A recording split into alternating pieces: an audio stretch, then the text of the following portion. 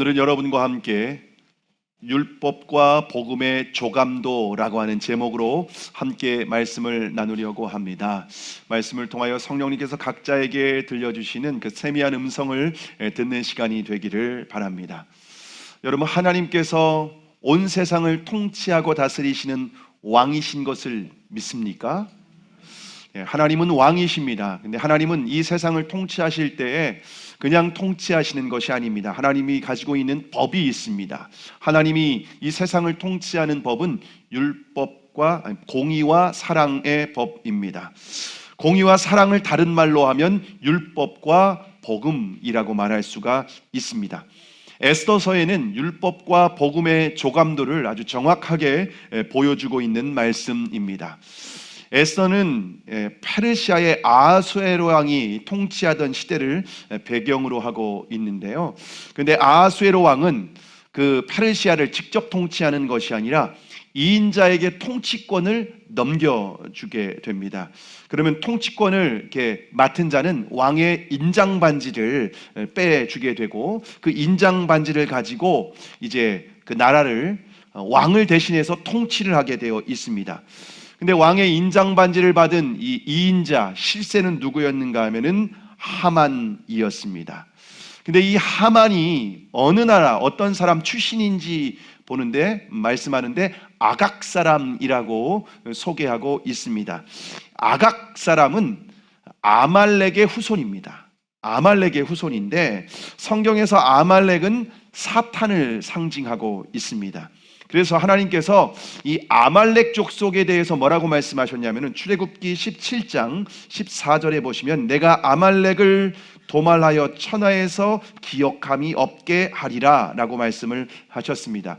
이스라엘 백성들이 출애굽할 때 뒤에서 이스라엘의 연약한 자, 어린아이, 여자들을 공격했던 족속이 아말렉 족속이었는데 사단과 같은 그런 족속입니다. 그래서 하나님께서 아말렉 족속을 천하에서 진멸하고 그 아말렉 족속을 기억함이 없게 하겠다라고 하나님께서 말씀을 하셨습니다. 자, 그런데 그 아말렉의 후손인 하만이 이 페르시아의 제국의 실세가 된 겁니다.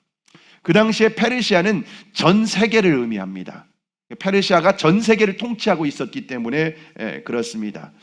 하만은 사단과 같이 그런데 얼마나 악하고 교만한 사람인지 모릅니다. 자신이 지나갈 때에 다 엎드려서 절을 해야 됩니다. 그런데 절을 하지 않는 사람에 대해서는 반드시 다 가만히 두지 않습니다. 그런데 모르드게라고 하는 사람이 하만에게 절을 하지 않는 겁니다. 왜냐하면 하만이 아말렉의 후손이라는 것을 알고 있었기 때문에 그렇습니다. 그리고 이 모르드게는 유대인이었습니다. 유대인이었기 때문에 10계명에서 1계명과 2계명을 범하는 것이기 때문에 이 하만에게 절을 할 수가 없었습니다. 그 사실을 알고 하만이 어떻게 하는지 아십니까? 에스더 3장 12절에서 14절에 보시면요, 모르드게를 죽이는 것뿐만 아니라 모르드게가 속한 유대인 전체를 젊은이나 늙은이나 어린아이나 여자나 상관없이 다 죽이라고 말을 합니다. 그리고 그 죽이는 날짜를 결정을 했는데, 제비 뽑아서 날짜를 결정했는데 12월 13일입니다. 12월 13일에 유대인들을 전부 다 처형하라고 하는 조서를 씁니다. 그리고 자신이 왕의 인장반지를 가지고 있기 때문에 그 조서에 왕의 이름을 쓰고 인장반지를 쾅 찍게 됩니다. 그리고 그날 이제 12월 13일이 되면 하만을 따르는 악한 자들이 유대인들을 전부 다 처형시키고 그들의 재산까지 다 합법적으로 다 빼앗을 수 있는 법이 만들어지게 된 거예요. 이거를 하만이 그 조서를 쓰고 왕의 인장반지까지 쾅 찍었습니다. 이 조서를 만들 때가 언젠가 하면 1월 13일입니다. 1월 13일. 이제 유대인들의 생명은 11개월밖에 남지 않은 거예요. 이 조서가 공포된 후에 유대인들이 어떻게 되겠습니까? 이게 법적으로 왕이 탕 도장을 찍어준 그런 조서가 온 나라에 전 세계에 이제 반포가 된 겁니다. 이 유대인들은 이제 하루하루를 살더라도 피를 말리면서 두려움과 공포 가운데 살아갈 수밖에 없는 상황이 되었습니다. 자, 그런데 이 유대인의 처형 소식을 듣게 된 왕후 에스더가 어떻게 합니까? 이 에스더가 유대인이었습니다. 그래서 에스더가 3일을 금식하게 되죠. 그리고 하나님의 은혜를 구합니다. 그래서 여러분이 잘 아시는 대로 금식이 끝난 후에 에스더가 어떻게 하죠? 죽으면 죽으리이다 라고 하고 왕에게 이제 나가게 되죠. 여러분, 왜 그렇게 왕에게 나아갔냐면은 그 당시에 페르시아의 법 중에서는 왕이 누구를 부르지 않았는데 왕에게 이렇게 나온 경우에는요, 처형당했습니다. 왜냐하면은 아무리 왕후라고 할지라도 왕을 죽이려고 하는 어떤 음모를 꾸미고 왕을 이렇게 독살할 수 있지 않겠습니까? 그래서 왕에게 나올 때 허락하지 않았는데 나오게 되면 죽이는 겁니다. 딱 칼을 옆에서 준비하고 있다가 그 호위무사가 왕이 금규를 딱 내밀으면 사는 겁니다. 근데 내밀지 않으면 왕비라 할지라도 죽는 거예요. 그래서 에스더가 죽으면 죽으리이다 하고 3일 금식하고 왕에게 나아갔던 겁니다. 그런데 에스더가 왕에게 나오는 모습이 너무 사랑스러웠던 거예요. 그래서 금규를 딱 내밀었습니다. 이제 산 거죠. 죽지 않게 된 겁니다. 그리고 이 왕이 에스더에게 뭐라고 합니까? 소원을 말해봐, 이렇게 하면서 원하는 거 내가 다 주겠다. 나라의 절반이라도 내가 원하면 주겠다. 왕이 이제 가장 사랑하는 여인이 이제 에스더가 된 겁니다. 완전히 뭐 전화위복이 된 거죠. 그런데 이제 그때 이제 에스더가 왕에게 뭐라고 부탁을 합니까? 자신의 민족, 유대 민족이 다 죽게 되었다라고 하는 억울한 상황을 전하게 됩니다. 왕이 에스더의 말을 듣고 난 후에 도대체 누가 이 왕비가 속한 이 유대인들을 전부 죽이려고 했던 자가 누구냐? 그러니까는 하만입니다. 하만, 악한 자, 교만한 자, 저 하만입니다. 그러면서 왕이 하만에게 진노를 하죠. 그래서 마침 하만이 모르드게를 죽이기 위해서 자신의 집에 나무를 높이 세워놨습니다. 20m가 넘는. 그래서 모든 사람들이 모르드게를 처형시킨 것을 다 볼 수가 있도록 20m가 넘는 그런 장대를 나무에 자기 집에 딱 세워놨습니다. 신하가 보고하는 겁니다. 지금 하만의 집에 나무가 장대가 높이 달려져 있습니다. 거기에 죽이시죠. 그래서 하만이 모르드게를 죽이기 위해서 장대를 세웠는데 결국 그 장대에 자기가 매달려서 처형을 당하게 됩니다. 이게 이제 성경에 있는 가장 드라마틱한 반전의 역사이죠. 드라마보다 더 감동적인 그런 역사가 있습니다. 우리가 잘 알고 있는 내용이죠. 여기까지. 자, 그런데 여러분, 진짜 중요한 내용은 다음에 있습니다. 에스더서에서 가장 중요한 핵심적인 메시지는 그 다음에 나오고 있습니다. 자, 그래서 오늘 본문 1절에 보시면요, 왕이 하만의 재산을 다 몰수해서 누구에게 줍니까? 에스더에게 넘겨줬다고 말을 하고 있습니다. 그리고 에스더가 왕에게 모르드게가 누구였는지 소개하고 있는데 자신의 사촌 오빠였다는 것을 소개합니다. 이미 모르드게가 왕의 생명을 구한 것이 있어서 모르드게를 가장 높여준 적이 있거든요. 근데 야, 그 사람이 당신의 사촌 오빠였다니. 그러면서 왕이 너무 기쁘니까 자신의 인장반지를, 하만에게서 빼앗은 인장반지를 누구에게 주냐면 이제는 모르드게에게 넘겨주게 됩니다. 그래서 모르드게가 페르시아 전체 제국의 이제는 실세가 된 겁니다. 가장 막강한 권력자가 이제 모르드게입니다. 자, 그래서 이제 다 끝난 거예요. 하만도 죽었고 실세가 이제 모르드게가 실세 권력을 다 이제 잡았기 때문에 그렇습니다. 그런데 아직 끝난 게 아닙니다. 왜냐하면 하만의 조서가 여전히 유효하기 때문에 그렇습니다. 이것이 이 에스더서의 가장 중요한 핵심 스토리입니다. 자, 그래서 에스더가 다시 왕에게 나아가서 어떤 부탁을 합니까? 오늘 본문 5절의 말씀인데요. 5절의 말씀을 우리가 함께 읽겠습니다. 시작. 이르시되 왕이 만일 즐거워하시며 내가 왕의 목전에 은혜를 입었고 또 왕이 이 일을 좋게 여기시며 나를 좋게 보실진대 조서를 내리사 아각 사람 함무다다의 아들 하만이 왕의 각 지방에 있는 유다인을 진멸하라고 꾀하고 쓴 조서를 철회하소서. 여러분, 에스더는 왕이 가장 사랑하는 여인입니다. 나라의 절반이라도 줄 수 있는 여인이죠. 그래서 다시 이 에스더가 왕에게 찾아가서 눈물로 호소합니다. 그러면은 에스더가 왕에게 구한 것이 무엇입니까? 아직 하만이 죽었지만 아직 그가 남긴 조서가 살아있는 거예요. 조서는 아직 효력이 있는 겁니다. 그래서 그 조서를 취소해달라는 거예요. 철회해달라고 하는 요청을 합니다. 만약 철회되지 않으면 12월 13일에 유대인들은 다 죽는 겁니다.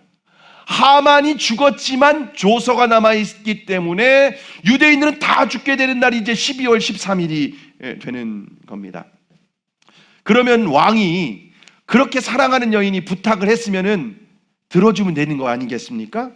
가장 사랑하는, 나라의 절반이라도 줄 수 있는 여인이 그럽니다. 부탁하는 겁니다. 그 비서실장 불러서 당장 철회해라 라고 하면서 문서를 쓰라고 하면 되는데, 여러분, 이게 간단한 일이 아닙니다. 왕이 에스더에게 뭐라고 합니까? 오늘 보면 8절의 말씀입니다. 8절의 말씀을 우리가 함께 읽습니다. 시작. 너희는 왕의 명의로 유다인에게 조서를 뜻대로 쓰고 왕의 반지로 인을 칠지어다. 왕의 이름을 쓰고 왕의 반지로 인친 조서는 누구도 철회할 수 없음이니라 하니라. 여러분, 페르시아의 법 중에서 선조부터 내려오는 아주 중요한 법이 있는데 뭐냐면은 왕의 이름을 쓰고 왕의 반지로 인친 조서는 누구도 철회할 수 없다는 거예요. 아무리 자신이 사랑하는 왕후 에스더가 부탁해도 들어줄 수 없는 거예요. 여러분, 그래서 다니엘서에 보면은요, 이 다리오 왕이 통치했던 그런 시대였거든요. 그때 다리오 왕이 가장 사랑하는 신하가 누구였는가 하면 다니엘이었습니다. 그런데 다니엘을 시기했던 다른 신하들이 음모를 꾸며가지고 30일 동안 다른 왕이나 사람이나 신에게 기도를 하는 사람은 사자굴에 먹잇감으로 던져지는 조서를 쓰게 됩니다. 왕이 그걸 모르고 도장을 꽝 찍은 거죠. 그런데 여러분, 다니엘은 이 조서에 어인이 찍힌 것을 알고도 어떻게 했죠? 예루살렘을 향한 창문을 열고 전에 행하던 대로 하루에 3번씩 기도했다고 말하고 있습니다. 여러분, 그러면은 야, 이거 취소다 라고 해야 되는데 왕도 취소를 못 시켜요. 자신이 가장 사랑하는 신하 다니엘이 사자굴에 던져지는데 취소를 못해요. 그러니까 왕이 어떻게 하면 그날은 식음을 전폐하고 음식과 모든 음악과 모든 것들을 다 멈추게 하고 밤새 잠을 이루지 못해요, 왕이. 그리고 새벽같이 일어나서 다니엘이 갇혔던 사자굴에 달려갑니다. 사시는 하나님의 종 다니엘아, 내가 살아있느냐? 다니엘이 살아있는 거죠. 하나님께서 선사를 보내셔서 나를 구원하셨다. 그렇게 해서 다니엘이 풀려나게 되고 그를 죽이려고 했던 그 신하들이 다 죽게 되는 일이 발생하게 됩니다. 여러분, 그때에도 페르시아의 법은 왕의 인장 반지가 꽝 찍히면은 바꿀 수 없어요. 이걸 지금 얘기하는 거예요. 지금 하만이 쓴 조서 철회되지 않는다는 거예요. 그가 죽어도 철회될 수 없다는 거예요. 다만 새로운 길이 있다는 거예요. 그 길이 뭐냐? 이 하만의 조선을 뛰어넘는 새로운 조서를 쓰고 왕의 이름을 쓰고 거기에 인장 반지를 쾅 찍으라는 거예요. 그러니까는 하만의 조서를 뛰어넘는 새로운 조서, 그거를 쓰라고 합니다. 왜냐하면 이미 왕의 인장 반지를 누가 가지고 있어요? 모르드게가 가지고 있기 때문에. 그 쓰고 꽝 찍어서 반포하라는 겁니다. 이 왕이 가르쳐 준 거예요. 그래서 모르드게가 왕의 말을 듣고 어떻게 합니까? 오늘 보면 9절에서 10절의 말씀입니다. 9절과 10절의 말씀을 함께 읽겠습니다. 시작.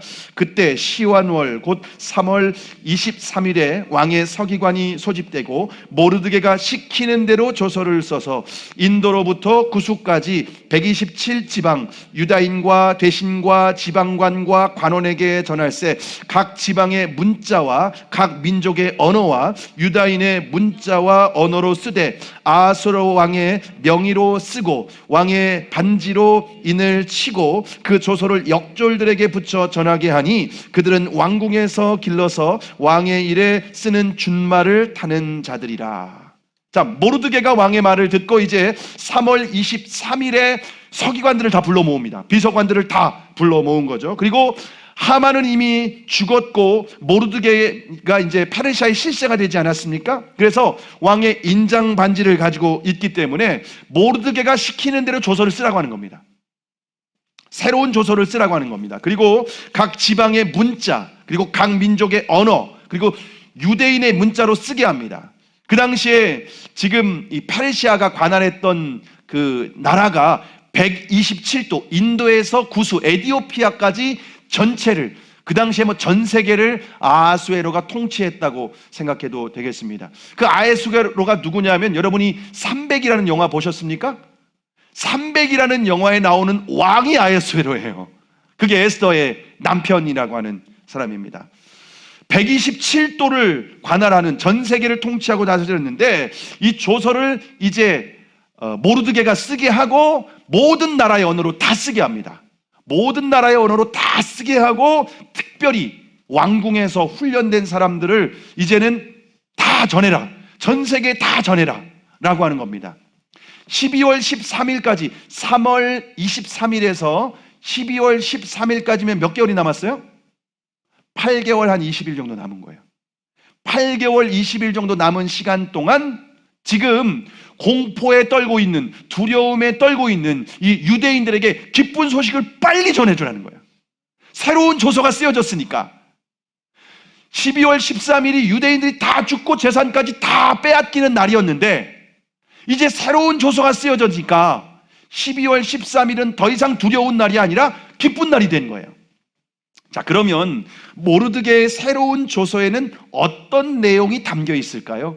오늘 본문 11절에서 13절까지의 말씀입니다. 함께 읽겠습니다. 시작. 조서에는 왕이 여러 고을에 있는 유다인에게 허락하여 그들이 함께 모여 스스로 생명을 보호하여 각 지방의 백성 중 세력을 가지고 그들을 치려하는 자들과 그들의 처자를 죽이고 도륙하고 진멸하고 그 재산을 탈취하게 하되, 아하세로 왕의 각 지방에서 아달월 곧 12월 13일 하루 동안에 하게 하였고, 이 조서 초본을 각 지방에 전하고 각 민족에게 반포하고 유다인들에게 준비하였다가 그날에 대적에게 원수를 갚게 한지라. 여러분, 하만의 조서에는 왕의 인장 반지가 쾅 찍혀 있었기 때문에 누구도 철회할 수 없습니다. 그래서 12월 13일이 되면 유대인들은 다 죽고 재산까지 다 뺏기는, 몰수당하는 그런 상황이 됩니다. 악한 자들이 그래서 유대인들을 호시탐탐 노리고 있는 거예요. 그 날만 손꼽아 기다리면서. 그런데 모르드게의 새로운 조서에는 이제 악한 자들이 공격하면은 그냥 더 이상 당하지 말라는 거예요. 이제는 자위권을 행사해서 그들을, 너희 스스로 생명을 보호하고 그들을 대적해서 싸우라는 거예요. 대적해서 싸우되, 대적하는 자들은 그 사람만 죽이지 말고 그 가족까지 다 죽이라는 거예요. 그리고 대적하는 자들은 다 죽일 뿐만 아니라 가족들까지 싹 죽일 뿐만 아니라 그들의 재산까지 싹 몰수해라. 이게 새로운 조서의 내용입니다.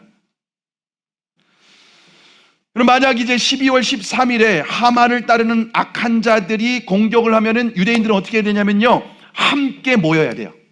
함께 모여야 돼요. 그리고 스스로 생명을 보호해야 됩니다. 그리고 함께 싸우는 겁니다. 싸워서 이기면 다 취하는 거예요, 우리가. 이것이 유대인들에게는 복음입니다. 아주 기쁜 소식이 됩니다. 12월 13일이 그전에는 어떤 날이었는가 하면요, 두려움의 날, 공포의 날, 모든 것이 끝장나는 날이었습니다. 그런데 새로운 조서에 따라서 이제는 그날이 원수 갚는 날, 잔칫날, 기쁜 날, 자유케 되는 날, 이런 날이 된 겁니다.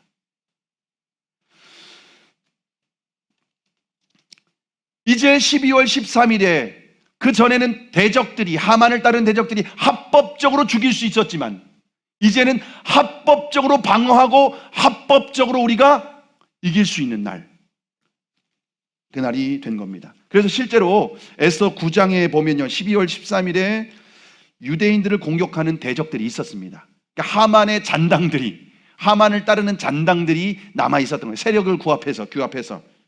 근데 그 대적들을 싹 진멸합니다. 그날 다 원수를 갚게 됩니다. 하만의 아들들도 있었어요. 하만은 이미 나무에 달려 죽었는데 하만의 아들들이 10명이나 있었습니다. 근데 그 하만의 아들들로 12월 13일에 나무에 달려서 다 죽입니다. 왜냐하면 유대인들을 공격했던 거죠, 그날. 그래서 12월 13일은 더 이상 유대인들에게 슬픈 날이 아니라 가장 기쁜 날이 된 거예요. 그래서 유대인들은 지금까지 12월 14일과 15일을 불임절로 지킵니다. 지금까지도. 이게 에스더를 배경으로 하고 있습니다. 타향력으로 하면은 12월 14일과 15일이 2월 중순경입니다. 자, 여러분 이걸 잘 이해하고 지금 제 얘기를 잘 들어봐 주시기 바랍니다. 하나님께서 이 세상을 통치하는 법은 공의와 사랑입니다. 하나님의 공의는 율법에 드러나 있습니다. 근데 율법으로 기준으로 하잖아요. 그럼 우리는 다 죄인이에요. 로마서 6장 23절에 보면 죄의 싹은 사망이요 라고 말하고 있습니다. 율법을 근거로 하면 죄인은 모두 다 죽음으로 대가를 지불해야 된다는 거예요. 뿐만 아니라 죽음 이후에는 영원한 형벌, 영원한 심판을 받아야만 합니다. 근데 하나님의 또 다른 법이 뭐라고 했죠? 사랑이라고 말씀했죠. 하나님의 사랑은 어디에 드러나는가 하면 복음에 드러나 있습니다. 복음은 하나님께서 우리를 살리고 구원하시기 위해서 당신의 외아들이신 예수 그리스도를 이 땅에 보내시고 우리의 모든 죄를 담당하시고 십자가에 죽이셨다는 겁니다. 그러므로 누구든지 그 예수 그리스도를 나의 주님으로 영접하는 사람은 죄 사함 받고 구원받게 된다. 이것이 복음이라는 겁니다. 이제 복음을 믿는 사람은 죽음을 두려워할 필요 없다는 거예요. 사탄의 공격을 두려워할 필요 없다는 거예요. 사탄의 위협을 두려워할 필요 없다는 겁니다. 왜냐하면 율법을 뛰어넘는 새로운 복음이 선포되었기 때문에 그렇습니다. 하만의 조서를 뛰어넘는 새로운 모르드게의 조서가 쓰여졌기 때문에 더 이상 두려워할 필요가 없다는 거예요. 자, 그런데 중요한 것은 예수님께서 다시 오시는 그날까지 율법과 복음은 여전히 유효합니다. 하나님께서 당신의 외아들 예수 그리스도의 생명을 내어주실 만큼 우리를 사랑하셨습니다. 그것이 복음으로 확증되었습니다. 그런데 율법은 철회되지 않습니다. 그래서 우리가 복음으로 구원받았지만 죄를 지으면 사탄은 합법적으로 우리를 공격합니다. 이걸 알아야 돼요. 우리가 죄를 지으면 사탄이 합법적으로 우리를 공격하기 때문에 우리가 하나님의 은혜와 축복을 누리지 못해요. 근데 많은 그리스도인들이 예수님의 이 복음을 믿고 율법은 이제 끝났다라고 생각해요. 그래서 죄를 지어도 상관없다라고 생각해요. 그게 구원파예요. 이단이죠. 여러분, 예수님께서 복음으로 우리를 구원하셨지만 여전히 율법은 유효합니다. 그래서 죄를 지으면 영적 죽음을 경험하게 돼요. 죄의 싹은 사망이기 때문에. 그러므로 우리는 영적으로 깨어서 마귀와의 영적 전쟁을 해야 합니다. 자, 그러면 마귀가 우리를 어떻게 공격할까요? 마귀가 어떻게 할까요? 지금 이스라엘과 이란이 지금 전쟁 중에 있죠. 뉴스에 보면 계속 전쟁 소식이 있습니다. 마귀가 우리를 어떤 미사일을 공격하면서 쏠까요? 요한복음 13장 2절에 보시면 마귀가 벌써 시몬의 아들 가룟 유다의 마음에 예수를 팔려는 생각을 넣었더니 라고 말씀하고 있습니다. 마귀는 어디를 공격하면 우리의 마음을 공격합니다.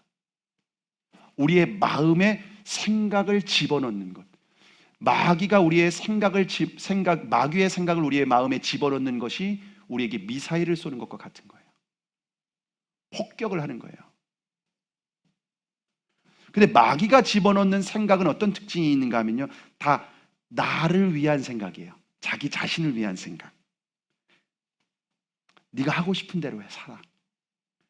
네가 마음먹은 대로 해. 네 욕심을 따라 살아. 육신의 정욕, 안목의 정욕, 이생의 자랑을 따라 살아가. 누가 너를 불편하게 했어? 힘들게 했어? 미워해.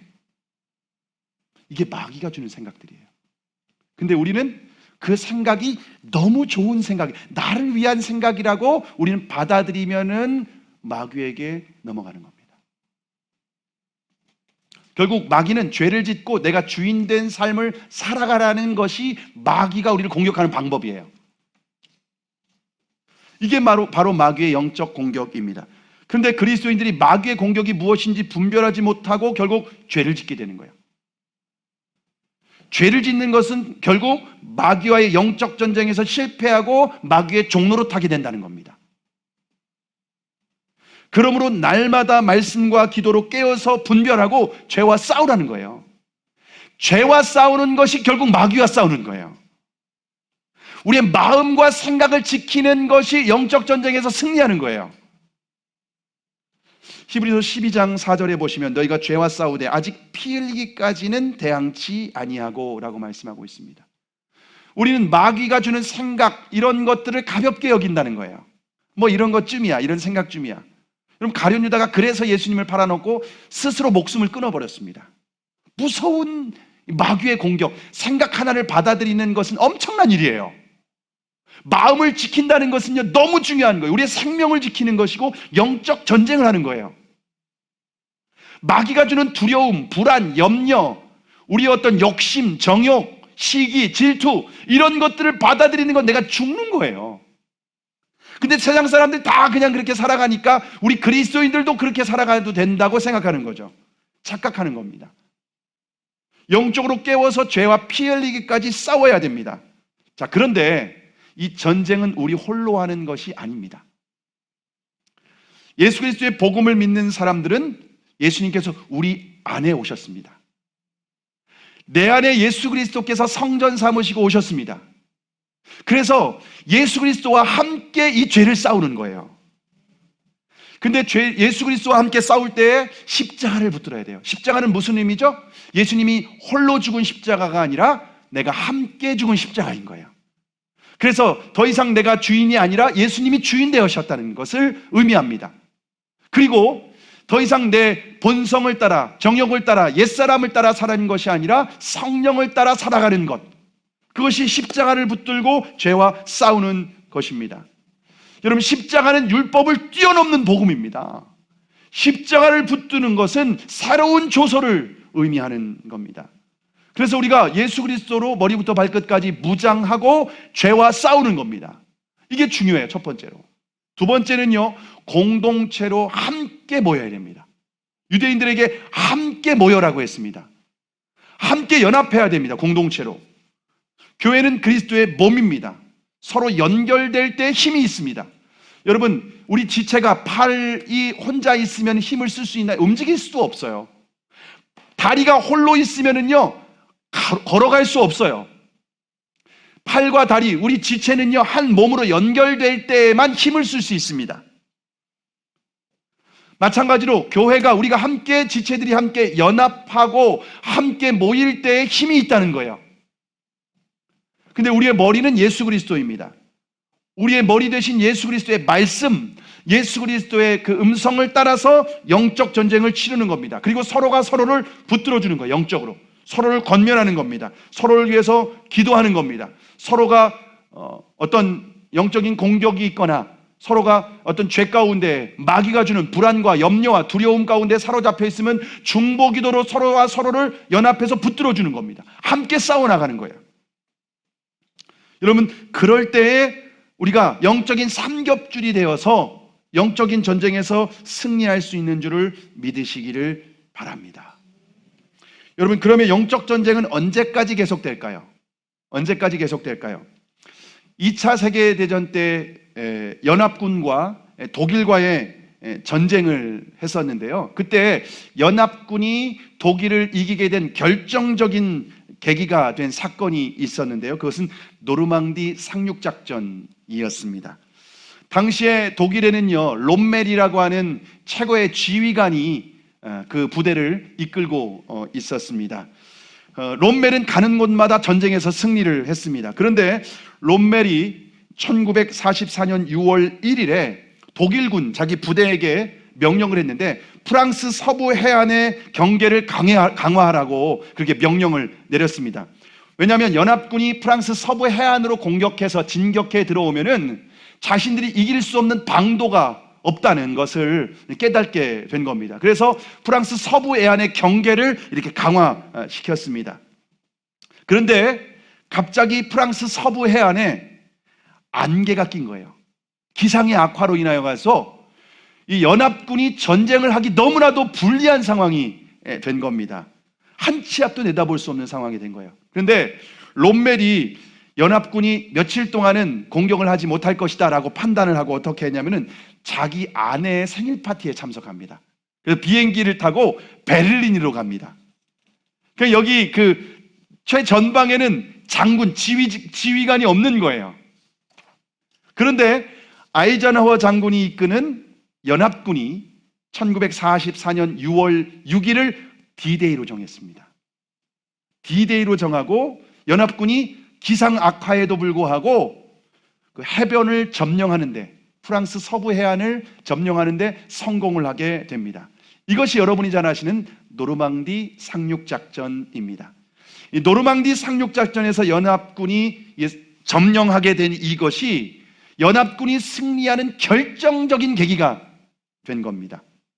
자, 그런데 노르망디 해변을 점령했다고 해서 전쟁이 끝난 것은 아닙니다. 독일은 그 다음 해 1945년 6월에 항복을 선언하게 됩니다. 그리고 연합군이 최종적으로 승리한 날을 V-Day라고 합니다. V-Day. 연합군이 노르망디 상륙작전에서 성공한 날을 무슨 날이라고 했죠? D-Day라고 했습니다. 그리고 최종적으로 승리한 날을 V-Day라고 합니다. 그리스도인에게 D-Day와 V-Day가 있습니다. D-Day는 예수님께서 이 땅에 오셔서 십자가에 죽으심으로 우리의 모든 죄를 해결하신 날이 D-Day입니다. 결정적으로 사탄의 머리를 박살내는 날입니다. 그날이. 그리고 나서 예수님께서 하늘로 올라가셨다가 다시 오신다고 약속하셨습니다. 예수님께서 이 땅에 오실 때는 심판하러 오시는 날입니다. 그 심판하시러 오시는 날이 바로 V-Day입니다. 그리스도인은 D-Day와 이 V-Day 사이에 예수님께서 이미 승리하신 D-Day를 통해서 확증하셨지만 완성되는 V-Day까지 영적 전투를 쉬지 말고 계속해야 되는 줄을 믿으시기를 바랍니다. 이것이 중요해요. D-Day와 V-Day 사이에, 초림과 재림 사이에 우리는 복음을 붙들고 영적 전쟁에서 승리하는 삶을 살아가야 되는 겁니다. 여러분, 이미 사탄의 그 심판은 이미 결정났습니다. 요한계시록 20장 10절에 보시면 또 그들을 미혹하는 마귀가 불과 유황못에 던져지니 거기는 그 짐승과 거짓 선지자도 있어 세세토록 밤낮 괴로움을 받으리라. 마귀와 짐승과 거짓 선지자까지 불과 유황이 타는 못에 던져져서 영원토록 고통을 받게 될 것입니다. 여러분, 이것을 알아야 됩니다. 자, 우린 D-Day부터 V-Day까지 영적 전쟁을 치러야 되는데 이미 최종 승리는 확정된 겁니다. 우리가 이겼습니다. 이미 결정적으로 예수님께서 십자가에 죽으심으로 우리를 구원하신 거예요. 예수님의 편에서 이제는 끝까지 나머지 전쟁을 치러가는 사람들이 그리스도인입니다. 자, 그래서 우리가 어떤 전쟁을 치러야, 어떻게 전쟁을 치르는 것이 중요하냐면요. 며칠 전에 그 유키즈의 히딩크 감독이 나왔는데 혹시 보셨나요? 2002년 이후에 태어난 사람도 히딩크를 안답니다. 왜냐하면 우리나라 2002년의 월드컵이 어떤 사건인지 다 너무나도 잘 알기 때문에 그렇습니다. 히딩크가 2002년에 우리나라를 월드컵 대표팀의 감독으로 지휘관으로 맡아서 우리나라가 4위, 전무후무한 기록이 아닐까 싶습니다. 2002년에 저는 이스라엘에서 어학연수 중에 있었습니다. 한국에 없었어요. 그래서 그때 이제 이스라엘에서 있었다 보니까 학원을 다니고 있는데 학원을 다녀오면은요, 한인들이 함께 모여서 축구를 관람하는 거예요. 근데 한국에서 축구를 볼 때는 한국 사람들끼리 응원하잖아요. 근데 거기에는 이탈리아 사람들도 있고요. 다 있어요. 전 세계 사람들이 다 모여 있는 거예요. 그러니까 히브리대 카페테리아에 모여가지고 우리나라와 다른 상대팀이 함께 모여서 서로 막 응원을 하면서 지금 경기가 진행이 된 겁니다. 그러다가 막 굉장히 갈등도 있고 불편한 일들도 많이 있었습니다. 근데 우리나라는 그 매 경기마다 한 편의 드라마를 보는 것처럼 아주 감동적인 승리를 우리에게 보여줬습니다. 그 중에 가장 기억에 남는 경기가 8강전에서 우리가 스페인을 상대로 한 경기였습니다. 여러분, 당시 스페인의 그 피파 랭킹이 몇 위였는지 아십니까? 8위였습니다. 우리나라는 몇 위였는지 아세요? 40위였습니다. 40위와 8위가 지금 경기를 하는 상황이었습니다. 이게 가능성은 희박했습니다. 그래서 대부분 스페인과의 경기가 마지막 경기라고 그렇게 생각을 했었습니다. 그런데 공교롭게도 그날 한국에서는 그 어떤 날인지 모르겠는데 제가 이스라엘에 있을 때는 그날이 시차가 차이 나잖아요. 토요일이었습니다. 근데 이스라엘은 토요일이 안식일이고 공휴일이기 때문에 그리스도인들도 다 예배를 토요일 날 드립니다. 근데 경기 시간과 예배 시간이 딱 겹친 거예요. 딱 겹친 거예요. 너무 아쉬워서 이거 꼭 봐야 되는데 처음보다. 그래서 진짜 누가 그리스도인이고 아닌지가 그날 결정나는 겁니다. 진짜 축구를 팬과 예수님의 팬이 거기에서 결정이 나는 겁니다. 참고로 저희 침신대에 3명이, 저하고 함께 2명 더 3명이 갔고 장신대에 1명이 와 있었습니다. 저희 하숙집에. 저희 침신대 3명은 다 예배 드리러 갔고 장신대 교회 안 나오고 축구 가려고 했습니다. 그 친구는. 자, 예배 드리지만은 모든 관심이 어디 있었겠습니까? 축구에 관심이 다 거기에 가 있는 거예요. 근데 나중에 보니까 어떻게 되냐면 우리가 이겼어요. 거의 우리가 이기는 게 불가능이라고 했는데 이기게 됐습니다. 근데 여러분 어떻게 이겼는지 아십니까? 승부차기를 했어요. 승부차기를 했는데 승부차기에서 5대4로 우리가 승리한 거예요. 근데 그때 마지막에 홍명보가 승부차기를 아마 했을 겁니다. 기적 같은 일이 벌어진 거죠. 그러니까 그 경기 내용은 못 봤지만은 결과는 알아요, 몰라요? 우리가 알죠. 이겼다. 이겼다. 너무 궁금한 거예요, 내용이. 그래서 다행히 그것을 다 녹화해 놓은 비디오로 그 당시에는 비디오로 녹화했으니까 요즘엔 유튜브로 이렇게 볼 수 있었을 텐데 비디오로 녹화되어 있는 거예요. 그래서 그 예배를 드린 사람들끼리 다 모여서 이제 경기를 관람하는 겁니다. 근데 경기 내용을 보니까 우리가 이길 수 있는 경기가 아니에요. 거의 주도적으로 스페인이 아예 다 모든 것을 몰고 가고 우리가 이긴다는 것은 경기를 보는 내내 불가능한 겁니다. 그리고 우리가 먹고 이런 상황 가운데 있을 때 근데 저는 어떻게 봤을까요? 불안하고 우리가 지면 어떡하지? 우리가 넣어야 되는데 그렇게 봤을까요? 어떻게 봤을까요? 당연히 이겼는데 제가 2다리 쭉 뻗고 편안하게 봤죠. 우리가 반칙을 하고 우리가 경고를 먹고 우리가 심판이 편파적으로 한다고 해도 전혀 불안해하지 않습니다. 골을 먹어도 전혀 불안하지 않습니다. 우리가 질 것 같지만 전혀 불안하지 않습니다.